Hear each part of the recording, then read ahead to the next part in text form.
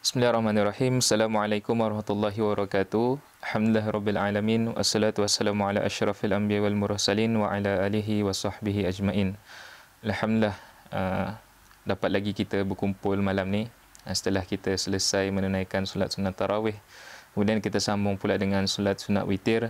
Jadi untuk malam ni kita ambil beberapa masa untuk kita sama-sama refleksi diri kita dan bersempena dengan malam Ramadan yang juga sebenarnya sinonim dengan Al-Quran.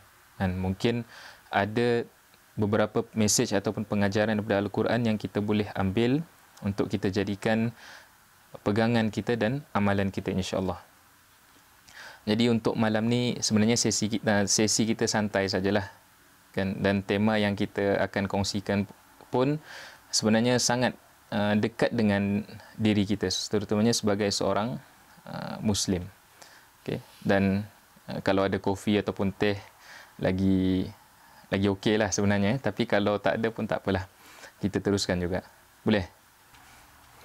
Okay, jadi sambil kita santai-santai ni menghirup udara malam yang segar, tarik nafas, hembus, kemudian cuba kita ingat balik detik-detik kehidupan kita yang lalu, bermula daripada kita kecil sampailah kita masuk sekolah, kemudian masuk sekolah menengah, dan kemudian sampailah sekarang tengah sibuk-sibuk buat kerja sekolah ke apa. Kemudian tiba-tiba ada orang datang tanya, Faris, sebenarnya apa tujuan hidup kita ni?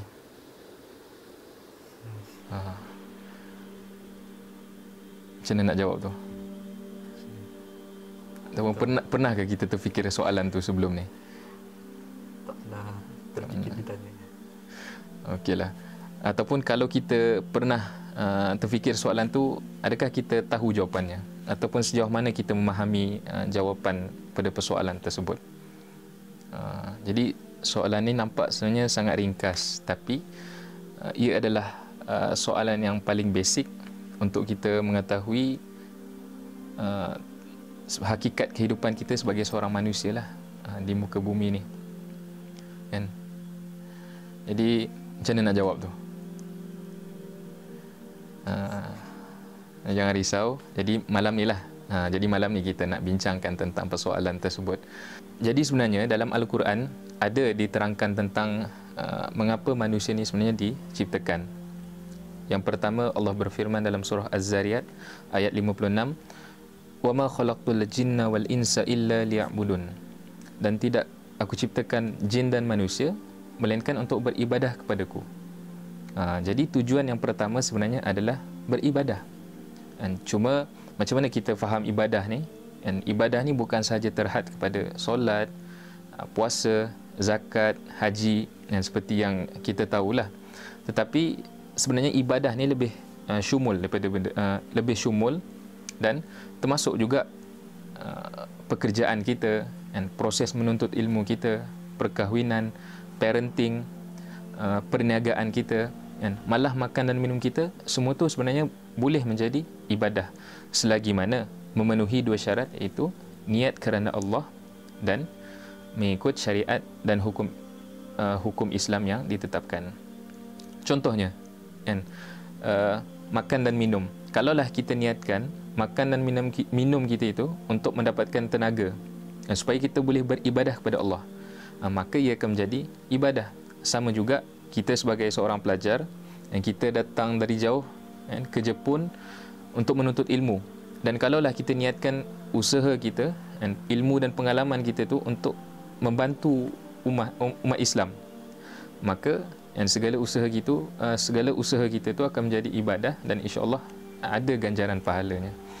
Jadi yang kita faham, konsep ibadah tu sebenarnya sangat luas, dan akhirnya kehidupan kita sendiri itu adalah ibadah selagi mana memenuhi dua syarat, iaitu niat kerana Allah dan mengikut syariat Islam. Okey. Kemudian yang kedua, Allah sebut dalam surah Al-Baqarah ayat 30, "Wa iz qala rabbuka lil malaikati inni ja'ilun fil ardi khalifah."